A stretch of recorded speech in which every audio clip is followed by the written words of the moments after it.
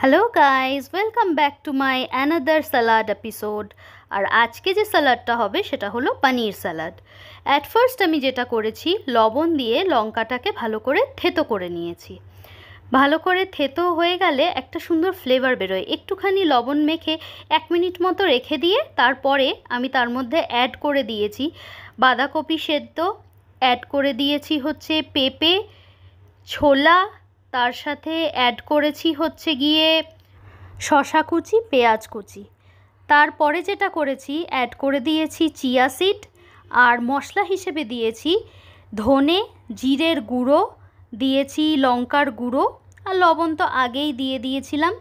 আর আমি এক্সট্রা যেটা করেছি, পনিরটাকে কিন্তু কাঁচা পনিরটা দিয়ে নিইনি, দুবার ভালো করে সেটাকে ধুয়ে নিয়েছি। তারপরে নুন হলুদ দিয়ে জলে 3 মিনিট মতো পনিরটাকে সেদ্ধ করে নিয়েছি, কারণ অনেক সময় কাঁচা পনির খেলে গ্যাস হয়, সেই জন্য আমি পনিরটাকে এইভাবে ইউজ করেছি। আর ইউজ করেছি হচ্ছে গিয়ে গন্ধরাজ লেবু, রোজই পাতিলেবু খাই, তো আজকে একটু ভ্যারিয়েশন আনার জন্য আমি আজকে গন্ধরাজ লেবুটাকে এর মধ্যে কিন্তু অ্যাড করে দিয়েছি। আর অ্যাড করেছি গোলমরিচ। গোলমরিচটা কিন্তু ওয়েট লসের জন্য মাস্ট, সেই জন্য আমি রেগুলার আমার সালাডে অ্যাড করি গোলমরিচ। তো আজকের রেসিপিটা এই পর্যন্তই, দেখা হচ্ছে নেক্সট রেসিপিতে। ততক্ষণের জন্য বাই বাই।